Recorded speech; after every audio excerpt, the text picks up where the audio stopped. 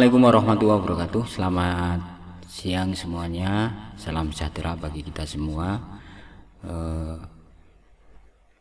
Hari ini pada pertemuan ke-11 ini saya akan menjelaskan beberapa hal mengenai tugas yang akan Anda kerjakan semuanya.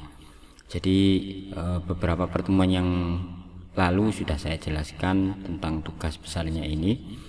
Tugasnya adalah membuat rancangan sebuah aplikasi, begitu, aplikasi yang memang dibutuhkan dan belum ada di lingkungan sekitar Anda semuanya. Pada hari ini akan saya jelaskan beberapa hal penting.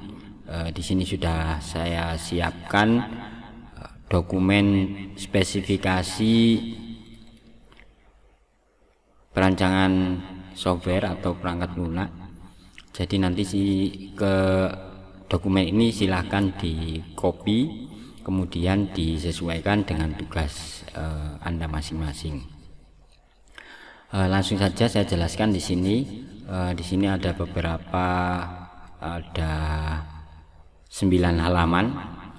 Nanti silakan dikembangkan sendiri.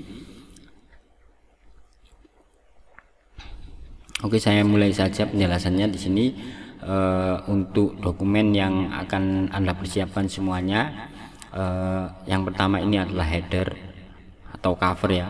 Nanti covernya bisa kita detailkan lagi. Ini isinya saja nanti dijadikan isi, ada cover, desain covernya sendiri nanti.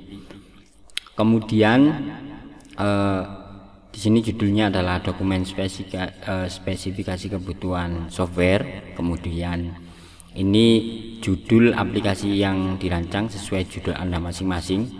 Nanti ininya dihilangkan ya, ininya tinggal diganti saja judulnya. Kemudian posisinya adalah Anda ini sebagai pengembang aplikasi yang akan ditawarkan kepada user atau klien. Jadi untuknya ini adalah untuk nama kliennya, misalnya PT apa, UD apa, dan sebagainya. Kemudian yang selanjutnya ini dipersiapkan oleh ini nama kelompok Anda masing-masing.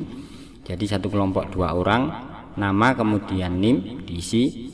Kemudian ini ikuti saja prodinya Teknik Informatika Fakultas Teknik Universitas Islam Lamongan. Kemudian di tabel yang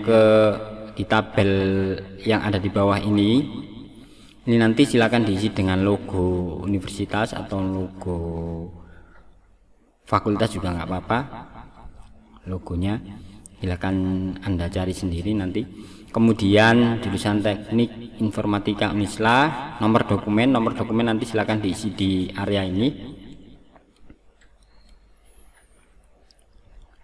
Nomor dokumennya, untuk nomor dokumen ini sebenarnya penamaannya terserah Anda semuanya ya. Jadi nomor dokumennya misalnya DOC 01 seperti ini juga nggak apa-apa, terserah, hanya penamaan dokumen saja. Kemudian halamannya ini ada berapa halaman totalnya.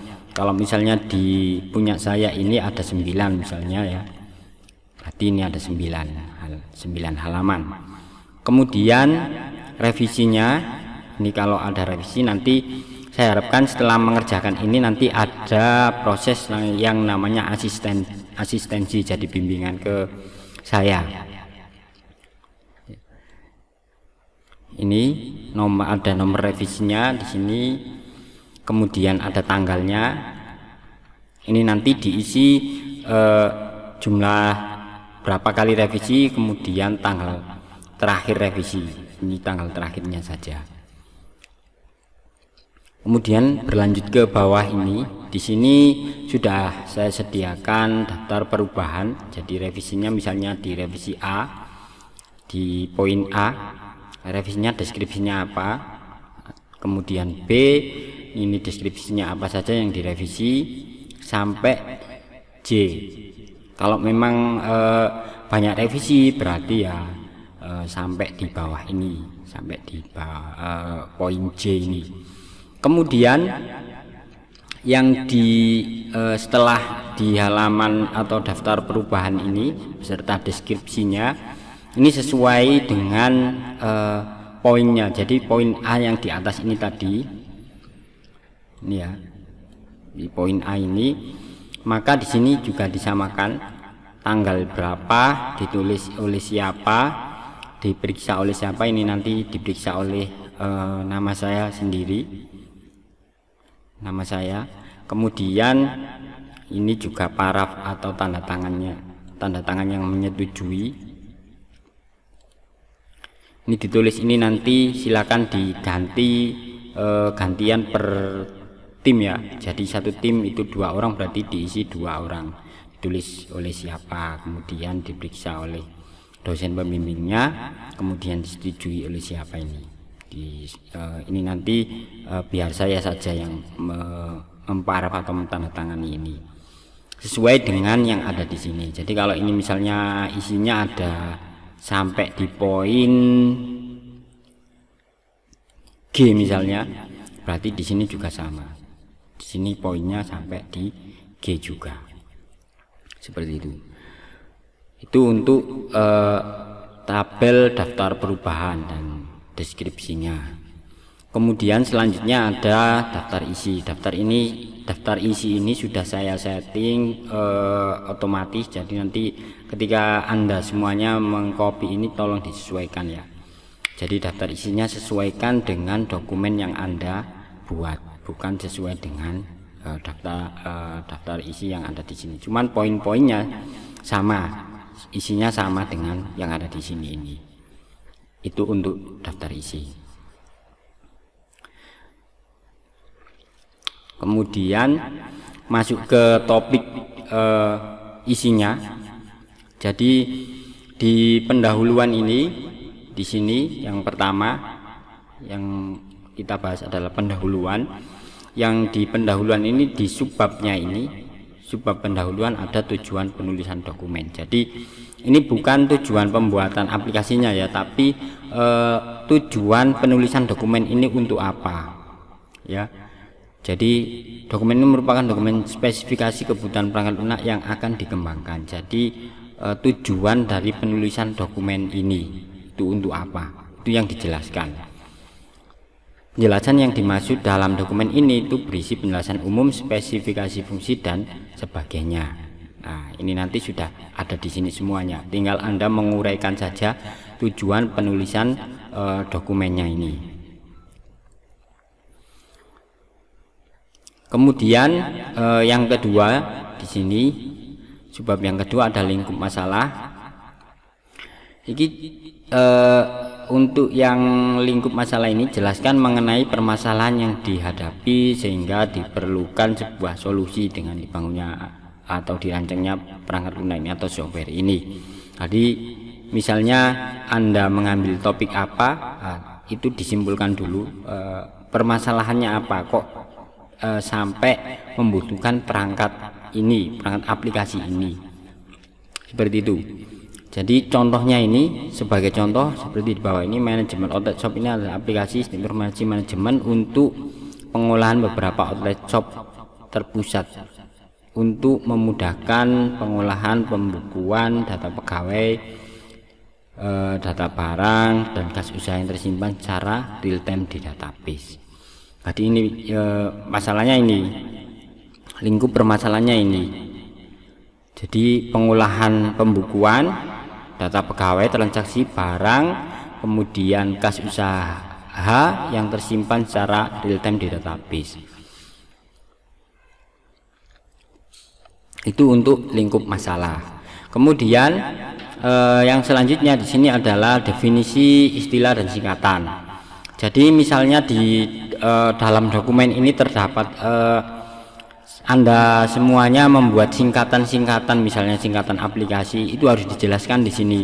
Contoh misalnya term of reference, singkatannya TOR, definisinya atau singkatannya di sini term of reference. Jadi ini dijelaskan juga Tor ini maksudnya apa. Di sini adalah dokumen yang berisi gambar umum mengenai perangkat lunak. Itu penjelasannya.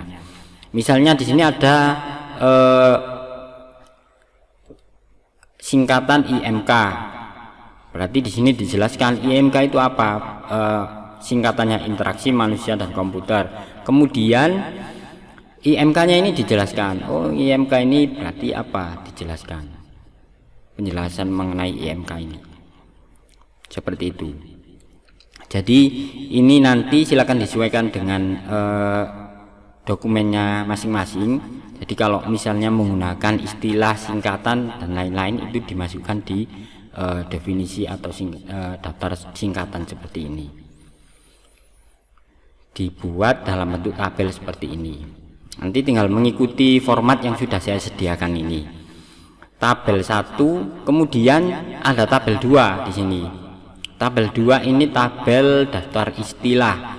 Misalnya Anda menggunakan istilah apa di sini? Contohnya adalah konsumen. Konsumen itu definisinya apa?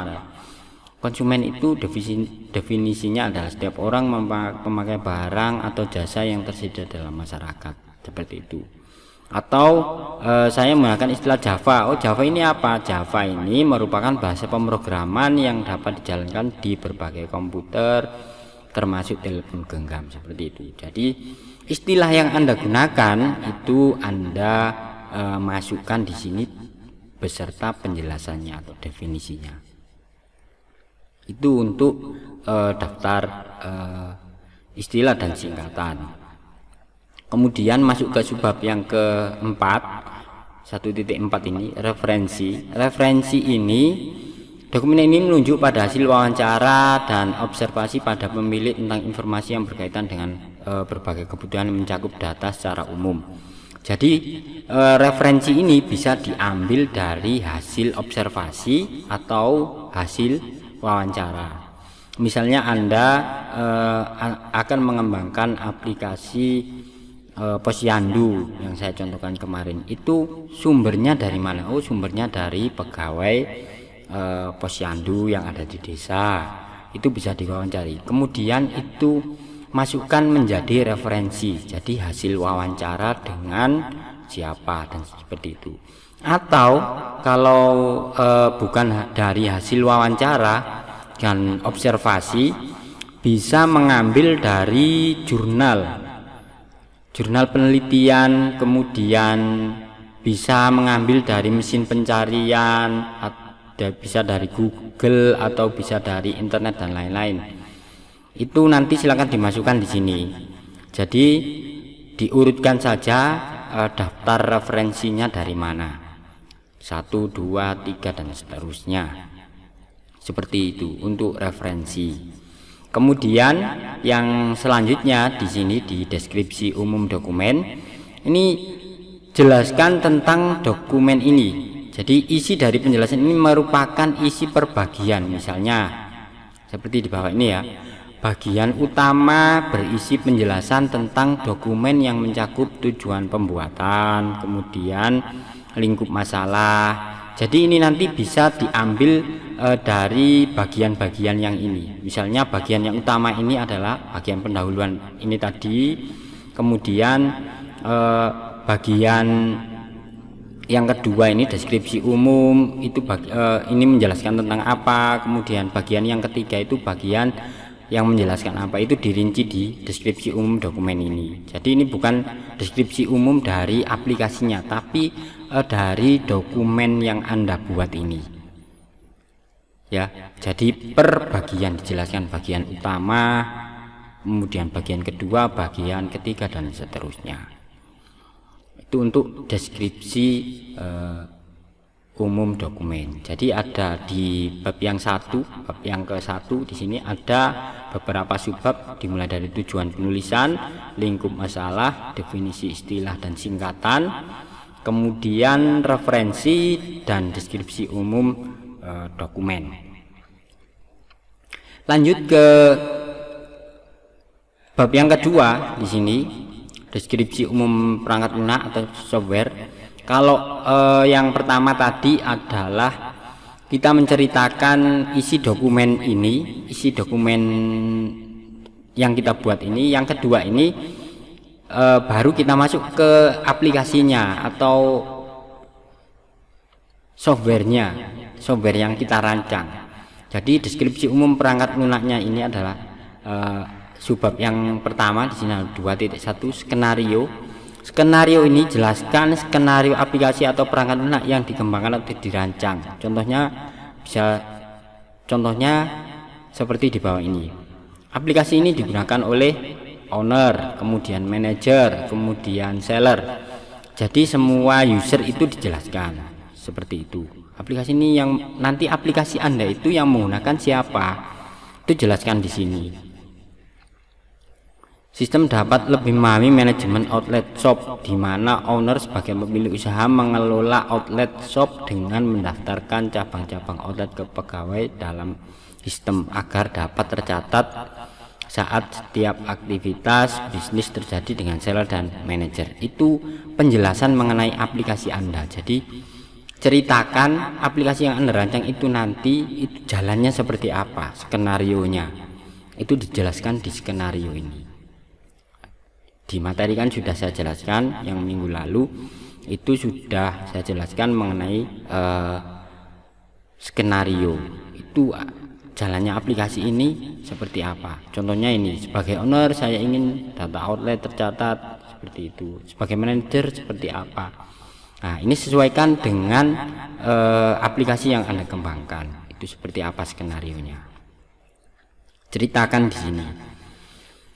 Itu untuk skenario. Kemudian selanjutnya adalah batasan. Batasannya di sini jelaskan mengenai batasan pada aplikasi yang dirancang. Misalnya aplikasi ini hanya berjalan pada sistem operasi Windows. Aplikasi ini hanya berbasis desktop, kemudian tidak berjalan pada jaringan online. Atau database di sini hanya menggunakan MySQL misalnya seperti itu. Itu dijelaskan batasan-batasan dari aplikasi. Apa yang tidak dikerjakan oleh aplikasi yang Anda rancang itu yang Anda jelaskan di sini di subbab batasan ini. Kemudian di lingkungan operasi ini jelaskan perangkat lunak ini bisa berjalan dengan spesifikasi seperti apa. Jadi misalnya aplikasi ini berbasis web atau mobile Android atau berbasis desktop. Jika berjalan pada aplikasi mobile Android misalnya di sini, berarti jelaskan juga di sini Android versi berapa yang bisa menjalankan aplikasi yang Anda rancang itu. Kemudian RAM yang dibutuhkan, storage yang diperlukan, seperti itu. Jadi penjelasan mengenai lingkungan yang bisa mengoperasikan aplikasi yang Anda rancang tersebut. Itu ketiga subbab dari deskripsi umum perangkat lunak atau softwarenya. Kemudian kita masuk ke deskripsi dari kebutuhan rinci. Untuk deskripsi dari kebutuhan yang rinci ini, di sini ada yang pertama adalah metode pendekatan dan pengembangan sistem. Setiap pertemuan sudah saya jelaskan ini. Jadi pendekatan yang kita gunakan menurut IMK, interaksi manusia dan komputer, itu sebaiknya kita gunakan yang UCD atau User Centered Design Approach. Jadi pendekatannya itu berdasarkan pengguna. Kita fokusnya adalah fokus ke pengguna. Minggu lalu juga sudah saya jelaskan karakteristik dari pendekatan UCD ini. Jadi ini nanti silakan dijelaskan tentang pendekatan yang digunakan.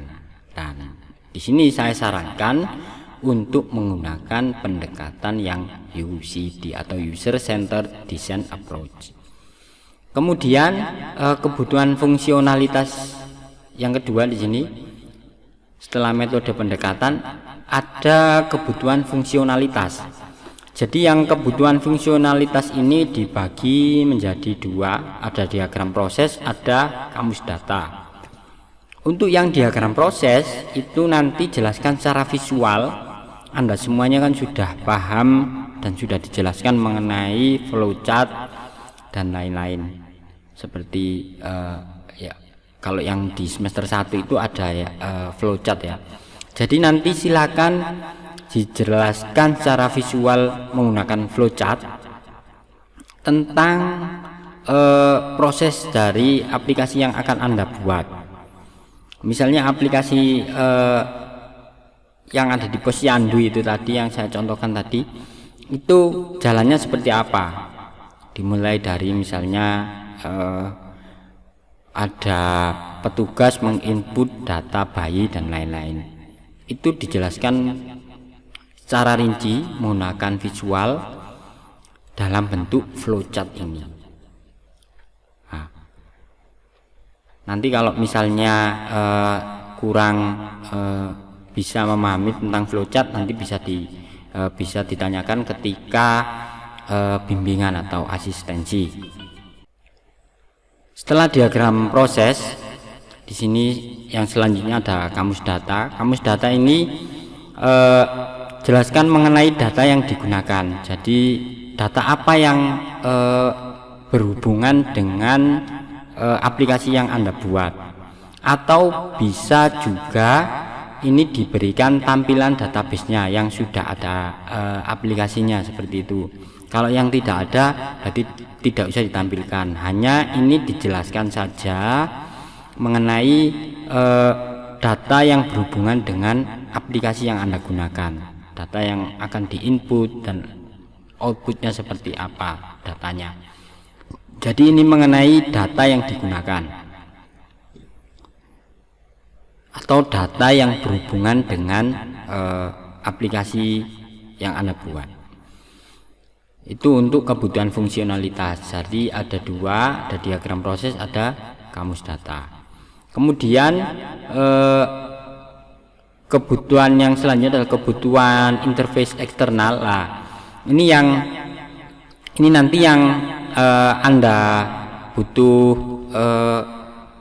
usaha lebih untuk membuat ini. Jadi kebutuhan interface eksternal ini, yang pertama interface pemakai. Di sini yang interface pemakai ini dijelaskan saja, jelaskan tentang bagaimana user ini bisa berinteraksi dengan perangkat lunak. Misalnya saja di sini saya sebagai user dapat mengoperasikan aplikasi dengan bantuan perangkat smartphone seperti itu. Dijelaskan saja di sini. Nanti gimana interface user itu bisa berinteraksi dengan perangkat lunak yang akan Anda buat. Kemudian interface perangkat keras ini juga hanya penjelasan saja di sini. Jelaskan bagaimana perangkat lunak ini akan berjalan dan berinteraksi dengan perangkat keras. Seperti misalnya ya, kalau aplikasinya berbasis web, berarti dia akan berjalan pada server. Kemudian atau hanya berjalan pada web server lokal pakai XAMPP semacam itu, atau hanya berjalan pada smartphone saja seperti itu. Jadi dijelaskan ini lebih ke aplikasimu ini, aplikasi yang Anda buat ini itu berjalan pada perangkat apa. Hubungannya adalah hubungan dengan perangkat kerasnya. Sebagai contoh di sini ya, misalnya aplikasi ini berjalan di komputer server. Semua komputer yang harus saling terhubung dalam LAN atau WiFi, semacam itu. Jadi ini dijelaskan mengenai perangkatnya. Jadi ya, interaksi antara aplikasi dengan perangkat kerasnya itu seperti apa. Kemudian yang ketiga ini baru dijelaskan menggunakan konsep prototyping berbasis komputer. Ya, tidak boleh menggunakan gambar sketsa yang digambar sendiri dengan pensil dan lain-lain. Jadi silakan dibuat tampilannya, misalnya tampilan login, tampilan menu-menu yang lain itu digambar bisa menggunakan Photoshop, bisa menggunakan Corel Draw dan lain-lain. Jadi ini adalah gambaran dari perangkat lunak yang akan Anda buat. Nanti ini jelaskan saja di sini penjelasannya. Kemudian gambar-gambarnya nanti masukkan di lampiran. Ya, jadi gambar-gambar yang Anda buat itu buat per halaman, misalnya desainnya, kemudian buat di lampiran. Masukkan di lampiran, jangan dibuat di sini. Jangan dibuat di sini. Ini hanya penjelasannya saya jelaskan di sini. Kemudian untuk desain aplikasinya dan lain-lain itu silakan ditampilkan di halaman lampiran. Itu ya. Jadi itu untuk interface perangkat lunak ini yang membutuhkan effort lebih untuk membuat tampilan yang sebagus mungkin. Kemudian kita masuk ke bab yang ke subbab yang selanjutnya. Di sini ada kebutuhan performansi. Jadi bagian ini untuk menspesifikasikan baik kebutuhan numerik, statik, dinamik yang terletak pada interaksi perangkat lunak atau pada interaksi manusia dengan perangkat lunak secara keseluruhan. Misalnya ya di sini jumlah terminal yang didukung, kemudian jumlah pengguna simultan yang didukung, kemudian jumlah dan tipe informasi yang ditangani. Jadi aplikasimu itu mendukung apa saja di sini itu dijelaskan di sini. Atau ini semua kebutuhan ini harus dinyatakan dalam istilah yang dapat diukur. Jadi ada tingkat pengukurannya di sini. Contohnya di sini kalimat 95% semacam ini. Jadi contohnya adalah misalnya ini aplikasinya itu transaksi penjualan. Sekali transaksi itu membutuhkan waktu berapa detik atau boleh berapa detik atau boleh berapa persen data itu dieksekusi semacam itu. Jadi ini yang menjelaskan adalah performa aplikasi yang akan Anda buat itu. Performanya seperti apa? Itu digambarkan di sini. Dijelaskan di sini kebutuhan performa. Kemudian yang selanjutnya di sini adalah kendala. Kendala perancangannya apa? Kendalanya silakan dijelaskan di sini. Misalnya, kendalanya saya tidak bisa wawancara dan lain-lain. Saya tidak bisa menspesifikasikan kebutuhan user secara nyata dan lain-lain. Seperti itu. Ya. Jadi kendala-kendala dalam perancangan perangkat lunak ini itu silakan dijelaskan di subbab kendala perancangan ini. Setelah kendala perancangan ini, kita masuk ke subbab yang selanjutnya. Di sini ada atribut sistem perangkat lunak. Nah, ini yang juga sudah saya jelaskan. Jadi dalam merancang sebuah aplikasi yang baik itu harus handal kan gitu. Jadi keandalan ini itu harus dijelaskan di sini. Seberapa handal aplikasi yang akan Anda buat itu. Jadi dijelaskan di sini. Bagian ini berisi spesifikasi faktor-faktor yang diperlukan untuk mencapai keandalan sistem pada saat diserahkan. Jadi aplikasinya nanti ketika diserahkan itu bisa diandalkan. Lah, keandalannya apa? Itu dijelaskan di atribut sistem perangkat lunak ini. Di subbab keandalan. Misalnya aplikasi ini dapat berjalan 24 jam non-stop kali 30 hari dan lain-lain. Kapasitas penyimpanan unlimited atau tidak terbatas. Sistem komputasi dapat berjalan sangat cepat seperti itu. Ya, yang menunjukkan aplikasi Anda itu atau aplikasi rancangan Anda itu handal itu di mananya, itu dijelaskan di sini di keandalan ini. Kemudian ketersediaan ini itu bagian ini menjelaskan ketersediaan aplikasi perangkat lunak dalam memberikan layanan atau ketika digunakan. Misalnya dapat berjalan selama koneksi internet tersedia. Oh, berarti ini aplikasinya berbasis web, harus ada internet seperti itu. Jadi aplikasimu itu bisa berjalan asalkan tersedianya apa. Kalau misalnya web berarti asalkan ada internetnya atau kondisi online, maka aplikasi ini bisa berjalan. Untuk melakukan transaksi penjualan harus memasukkan PIN dan lain-lain. Itu sebagai contoh saja. Jadi yang ketersediaan ini untuk mendukung aplikasimu itu silakan dijelaskan di bagian ketersediaan ini. Kemudian keamanan. Bagian ini menjelaskan sistem keamanan yang digunakan dalam menjamin aplikasimu itu bisa berjalan secara aman tanpa adanya gangguan dari pihak luar dan lain-lain. Misalnya, untuk mengakses sistem itu pengguna harus melakukan login. Nah, itu kan juga keamanan. Untuk masuk ke dalam dashboard, user harus melakukan login. Itu salah satu bentuk keamanan. Kemudian password menggunakan enkripsi MD5 seperti itu. Ya, jadi ini dijelaskan di subbab yang keamanan ini. Kemudian terdapat sistem log aktivitas, itu juga bagian dari keamanan. Jadi ada lognya ketika orang login, ketika orang melakukan aktivitas apapun itu terekam dengan sangat baik di bagian log aktivitas ini.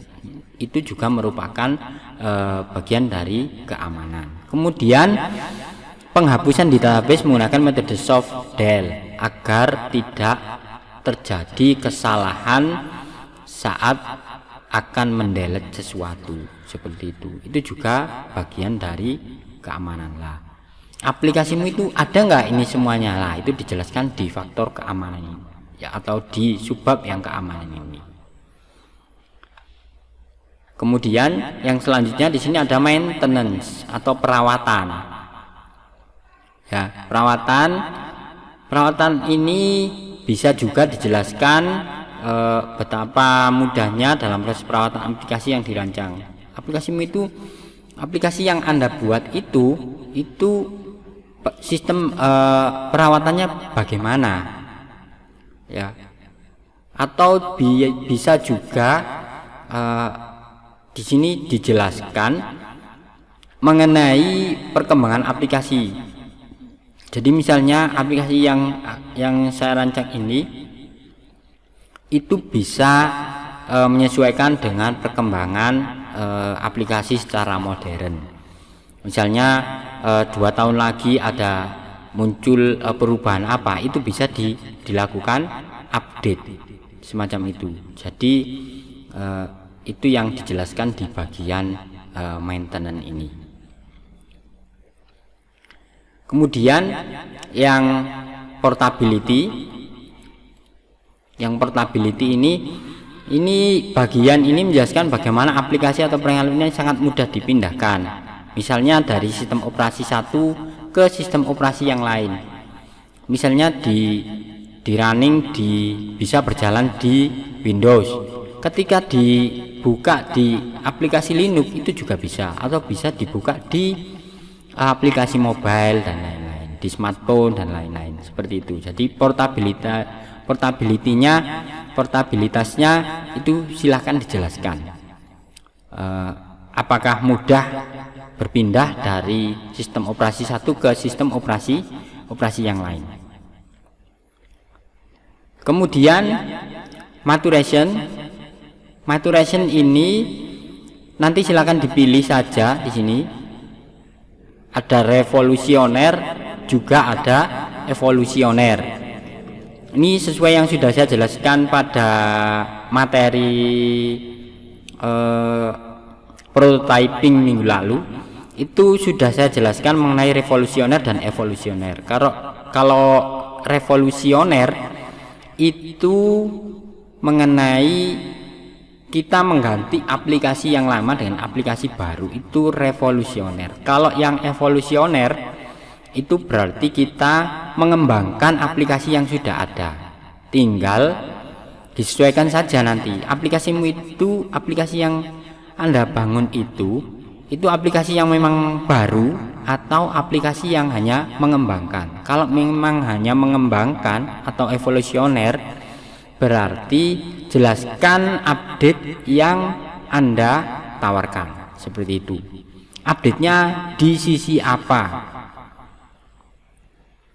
Ya, jadi update-nya di sisi apa, kemudian seberapa besar update itu, seperti itu. Kalau evolusioner, kalau yang revolusioner berarti aplikasi itu memang baru, jadi memang mengembangkan atau mengganti aplikasi yang lama dengan yang baru, atau memang belum ada aplikasinya dan kalian Anda akan merancang itu semua, itu berarti revolusioner, semacam itu. Jadi ini nanti tinggal dipilih saja, disesuaikan dengan studi kasusnya masing-masing, bisa revolusioner atau bisa evolusioner. Nah, kemudian yang terakhir ini adalah lampiran. Lampiran ini menjelaskan, misalnya ada lampiran codingnya, itu bisa dijelaskan di sini, atau ditampilkan screenshotnya saja beserta desain interface yang ada di subbab ini tadi, interface perangkat lunak ini tadi. Jadi ini nanti dijelaskan, ini hanya dijelaskan, kemudian gambar-gambar prototypingnya, tampilan-tampilan aplikasinya itu dimasukkan di halaman lampiran ini. Ya, jadi ini nanti silakan di copy format yang sudah saya sediakan ini, tinggal disesuaikan dengan studi kasusnya masing-masing.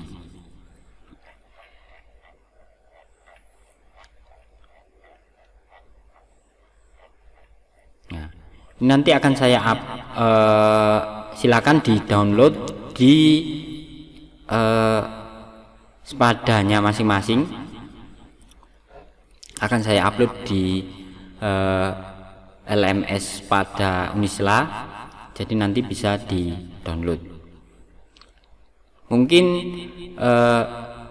demikian penjelasan dari saya mengenai dokumen yang akan Anda buat, yang akan Anda sediakan atau persiapkan untuk merancang sebuah aplikasi atau software. Jadi nanti silakan di copy, kemudian disesuaikan dengan studi kasusnya masing-masing. Mungkin itu saja dari saya untuk hari ini. Ada kurangnya saya mohon maaf. Saya akhiri. Wassalamualaikum warahmatullahi wabarakatuh.